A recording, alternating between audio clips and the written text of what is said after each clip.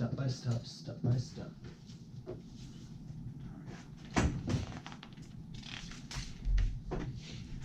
Cool. All right, so what I've got over here is for every student who's looking to apply for college applications. So most likely you're going into senior year, trying to get everything put together, right? Mm-hmm. Now, a lot of kids at this point aren't quite sure as to what the process looks like, what the application looks like, and how they're going to approach this, right? I usually say that, if you're trying to take care of this on your own and you don't know the direction that you need to go, it's very easy to get sidetracked and end up not finishing as much as you would like to. Yeah. So what I put together here is you see 1 through 12. I've got a little checklist of things that I want to make sure that we go over. So we start the brainstorming, we start the thought process so that we can take these next couple months to think about it. What I really do believe is that if you start this application process in October, you're trying to cram too much within 60 days, especially for the UC application. Now, private schools, you do get a little bit more time, but it's also going through Thanksgiving time, winter break as well. And then in the beginning of January, you usually have to get things sent out pretty quickly. So I want to be able to give every student here in San Diego the full program and packet to get things done on their own. And if you do find value within my program, obviously we can sit down and talk about joining and what we offer here, what the environment is like, and why we tend to be so successful with our students.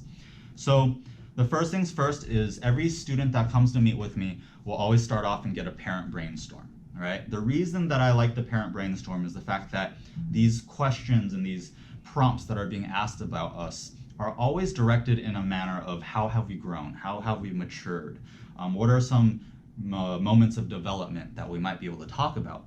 And when you ask somebody to pinpoint specific moments about themselves, it's very tough to go through that thought process and to think of them, to brainstorm right away. So what I like to do is have the student go and ask the community around them. The first person, obviously, or first people probably are going to be parents, relatives, uncles, aunts, grandparents, etc. Maybe that family friend or that uncle, aunt that happens to pick you up from school all the time or drop you off at classes, etc. Then you might want to go look into people who might only see you once a year or once every couple years. And what we want to do is just ask them a couple of things. Ask them, what are some ways you would describe me? What are some words that would be useful to describe me? And keep in mind, what are the most common words that people always use that we definitely want to avoid? Nice. Hardworking, yeah. Right? Friendly. Contributor, right? Yeah. Community. There are a lot of common words that we want to avoid simply because everybody else is trying to say that. What we want to do is start to think and develop by asking the people around us. Instead of saying that you're a hardworking student, say that you're a resilient student. That makes a different approach and shows a different dimension of your personality that might not necessarily be explained just with the word hardworking, okay? Yeah. So in the parent brainstorm, I have the parents going through a calendar brainstorm, a photo brainstorm, and pretty much going through the last 4 to 5 years of your student's life and starting to think, what are some situations that they might have improved on, shown maturity, grown in a manner that we can actually talk about the story. Now, it's useful because parents, by bringing up this prompt, bringing up the idea, oh yeah, remember that time we went snowboarding, remember that time that we went camping, and I remember how you showed your maturity by these types of steps, this type of behavior. By giving your student that type of story, they can start to elaborate and start to think about their perspective and their growth in that manner, okay? Next, what we have is a student college flow chart. What I just want to do is make sure that every student that is applying to any college knows that there's a logical format in which you can start to look in the vicinity of where you live, and then you can start to expand to the state, then you can expand further to the out-of-state schools and the private schools. And what we want to do is determine, do you want to leave the area that you live in? Do you want to leave the state that you live in? And is there a specific major or specific career that you're looking for? And how can we possibly go and achieve these things? If you don't know these things, let's go ahead and try and eliminate stuff. If you don't know exactly what you want, let's go through and figure out what you don't want. That way we at least have a snapshot of what the full picture looks like. Do you want these things? Do you not want these things? Let's start to go and do our searches, start doing our research so we figure out where we might fit in, what works and what doesn't. All right? Yeah. Awesome. Next, we've got the basic information. This one is pretty simple. It's similar to what your transcript probably says, but it's an idea. Give me your transcript, give me your grades, so I can give you an idea of where you stand and what colleges we could apply to.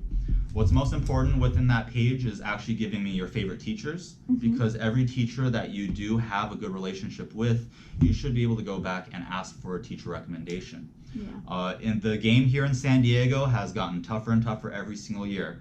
I've got students from a couple years back where I would tell them throughout summer, get your brag sheets ready so you can apply to these private schools, but let's go and talk to our teachers first day of school.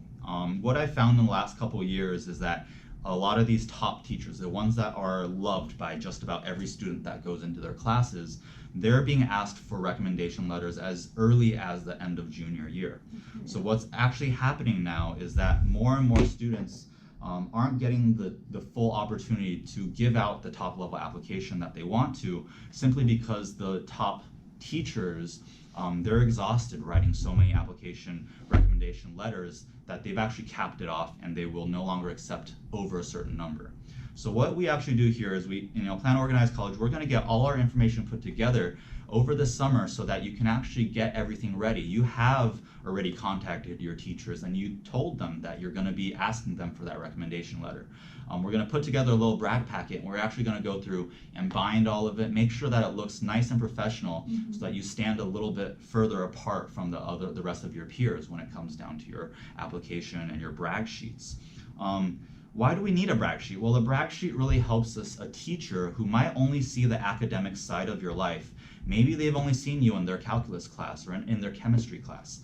And by showing them the other dimensions, your personality, the things you like, the extracurriculars that you do, your awards and things that you have won, that allows this teacher to bring in another dimension that they might not have known of before. With this brag sheet, what you're able to do is you're able to tell your teacher, hey, you've seen me as a student, but here are all the other things that show me as a full, complete person.